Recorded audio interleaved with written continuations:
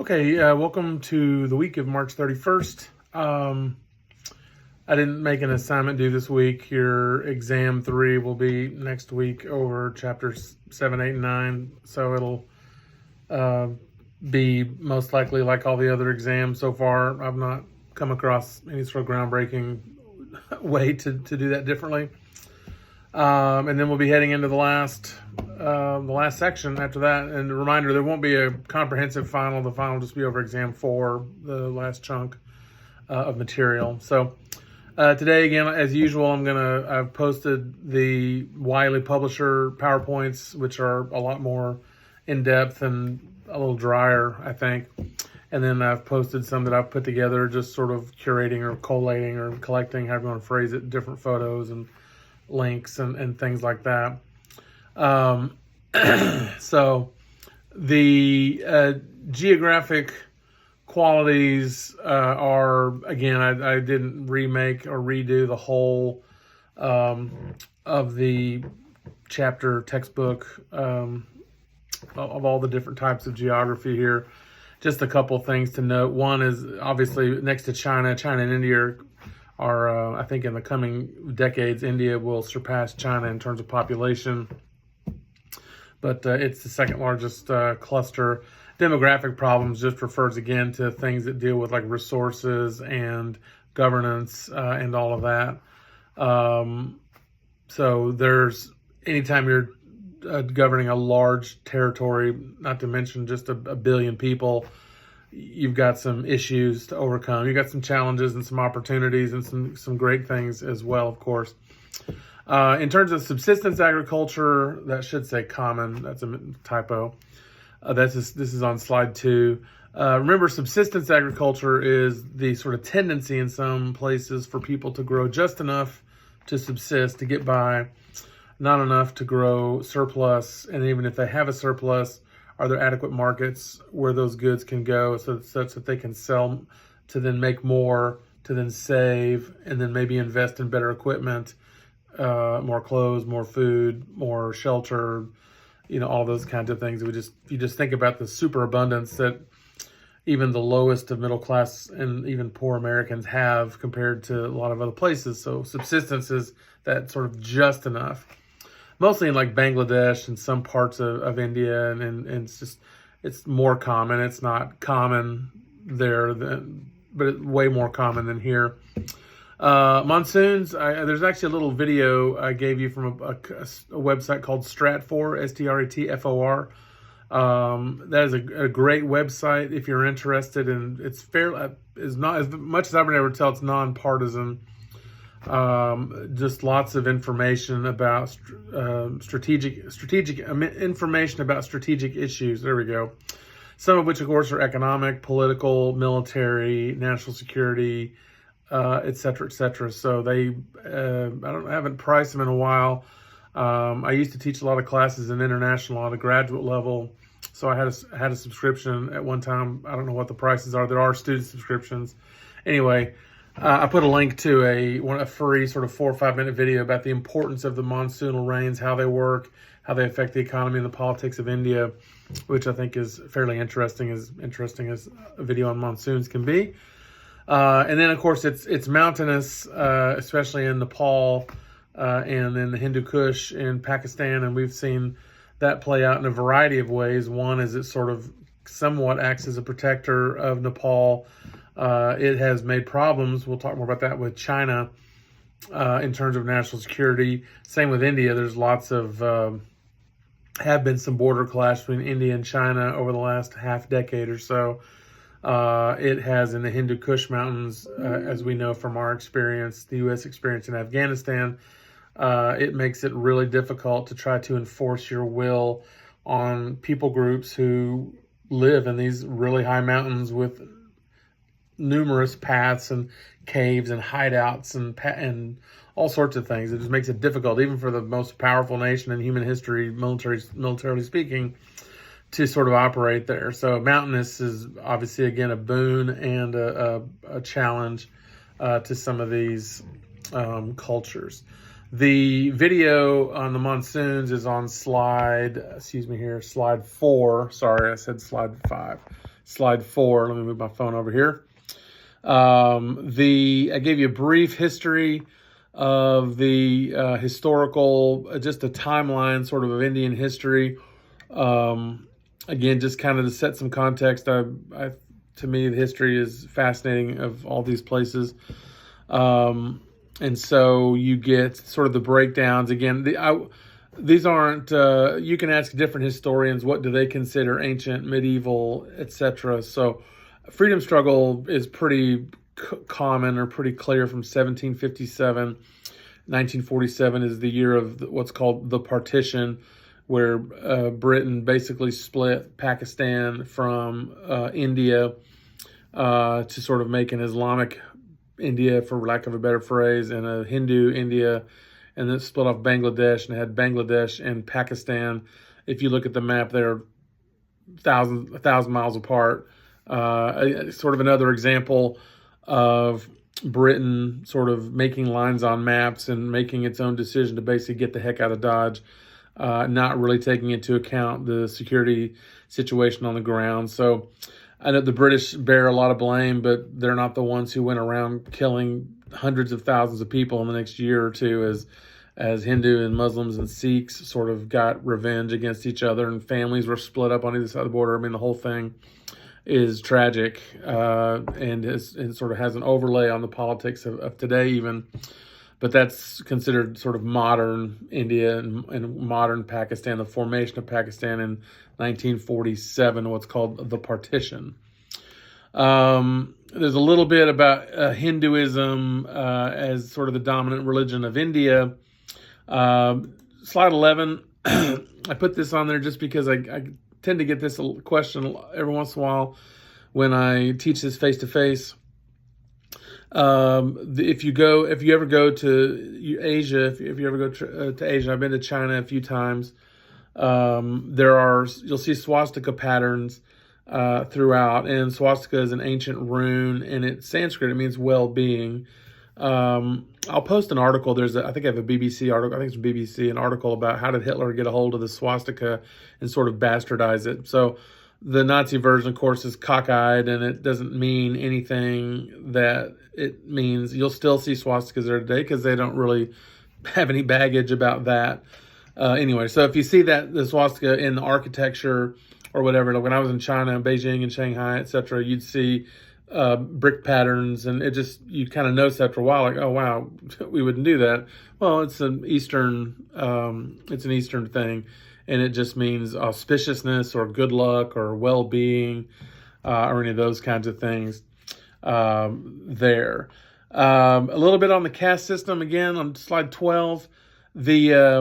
I have lots of students from India here at my school in California, and this is anecdotal, but I've read some articles on it too, where the caste system in the rural areas can be quite strong still, but you get into cities like Mumbai and New Delhi and Hyderabad, and there's 20 million people in Mumbai, and everybody's dressed to go to work. It's kind of hard to tell who's who when everybody's in an elevator going to the 20th floor of their bank, and everybody's dressed in suits and all that. So don't get me wrong, you can tell the super rich and the super poor apart. That's in any culture, but it's kind of fading away a little bit in the cities, which I think is typical of a lot of places. I grew up in some small towns. Maybe some of you have grown up in some small towns. Everybody knows everybody. Everybody knows who's who. Everybody knows who's rich. Everybody knows who's poor. Doesn't matter what you wear. Everybody knows what your dad makes or your mom makes and all that kind of stuff. So I think there's a holdover from that. A commonality rather in that. Though the caste system, it can be way more rigid in that. And so if you, again, the hope of the modern Indian, I think, in the cities especially, is you see the caste system tend to sort of fade out as a general proposition, but it still it is around and it can be very strong in some parts. Buddhism, we'll talk more about Buddhism when we get to East Asia and Southeast Asia. Buddhism the Buddha starts in India and in Sri Lanka, but in the Muslim conquest, they sort of push out and kick out the Buddhists, and they sort of flood into the East from India, but it gets its very origins are in India, but today there are 1 million or less Buddhists in India, which is sounds like a lot, I guess, but relative to 1.4 billion people is relatively a drop in the bucket. Slide 15, you've got sort of your basic baseball information. You again notice the names Mumbai, Kolkata have been a revision or return rather from British spellings to more indigenous spellings. India is a federal republic, centralized government with autonomous, or not autonomous, with regions, states with their own governing structures. English is the language of government. They also use an English common law system. I don't know if any of you are pre-law or pre-law students, but if you look at an Indian Supreme Court opinion, because of the common law nature of the concepts and the language, you would relatively easily understand what's going on, even if you don't know the specific statute that's dealing with. And there are, as in all common law cultures, some indigenous cultures that are part of Indian law, but the basic concepts of habeas corpus and due process and property laws and marital property and those kinds of things have found their way into any country that used to fly the Union Jack. Pakistan has common law in their legal system. So does India. So does Nigeria, et cetera, et cetera. And then there's a picture of the Dharavi. The Dharavi is the world's largest slum area, about 1 million people plus. You can see lots of documentaries on the Dharavi. If you go to my wife is addicted to YouTube travel channels. Don't worry, there's a point. And anytime they go to India, they go here, and there's a sort of an ethical idea of is this a tourist destination? Are you exploiting these people, or are you going to their markets and their bazaars and buying their things and those kinds of things? I read a few articles on the sort of ethics of tourism, and that sprang from in the 19th century. The Belgians, we already talked, I think I mentioned it a little bit when we were talking about the Congo, would have human zoos where they would bring in tribal members from sub-Saharan African countries and put them on display like a zoo, right, in a habitat, and et cetera, and people would walk by and gaze at them and as treating them as objects and not as subjects, right? So the Dharavi is both a problem for the Mumbai government because, like a lot of slums, it can breed some crime and some hygiene issues and sewage issues and disease and those kinds of things. But it also has a sort of a tight-knit culture in that area also.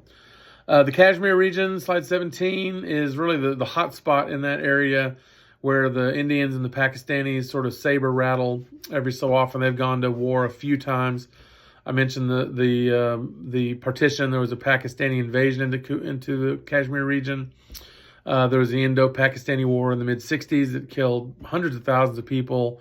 And then the Indian Civil War killed upwards of over 1 million people. And then there's been relatively calm in the last couple decades, but there's still a tenseness at the border.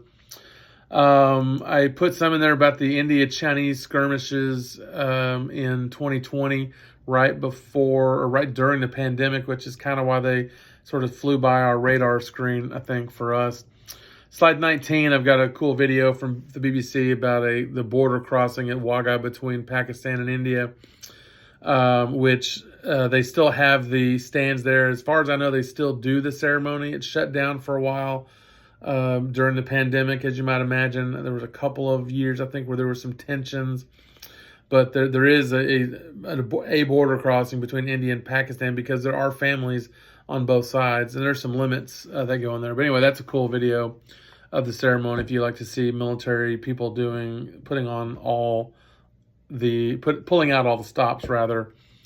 Pakistan, slide 20. 21 is on Pakistan. The woman there, her name is Benazir Bhutto. I think that's how you pronounce it. That's Pakistani through Texan. And she was, there was this time where even in Pakistan, which is a relatively conservative country, you could have a woman president be elected. So India had a woman prime minister back in the 70s named Indira Gandhi.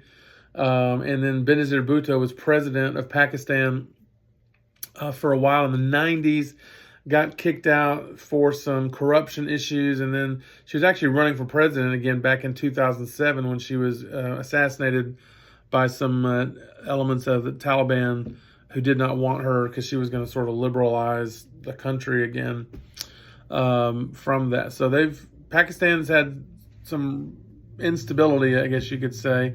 The picture of the drone there is just to recognize that there are understandably a lot of hard feelings, when American military using Predator drones to attack Taliban and Al-Qaeda outposts in Pakistani territory, overflying their airspace without permission, those kinds of things.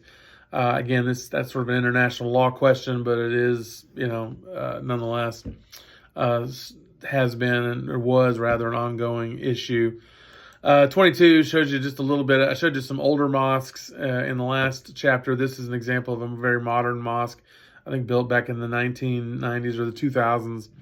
Faisal is one of the princes of Saudi Arabia, so you see Saudi investment in Islam abroad as they help a lot of other countries build mosques. You can see geometric shapes. You can see the towers, the minarets rather, where the call to prayer goes out, and sort of a modern understanding of an old concept.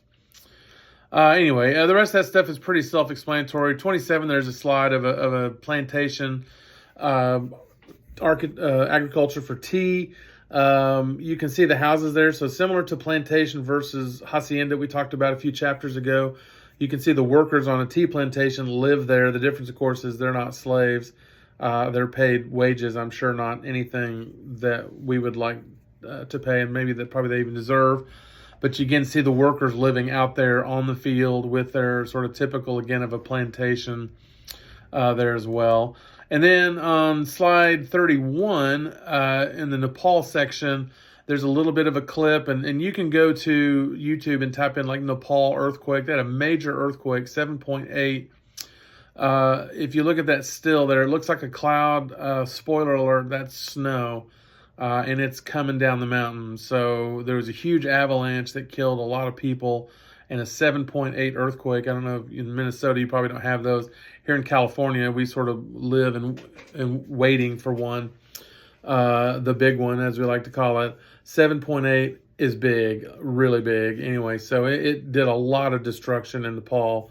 And you can go, and in today's world, there are cell phones and sat phones everywhere. So as you might imagine, the videos are plentiful. Just like you've been seeing earthquake videos from Bangkok and Burma in the last few days. Anyway, so y'all have a good week, and I will post a link to a couple of stories just for your enlightenment, entertainment, interest, etc. here as well. So thank you.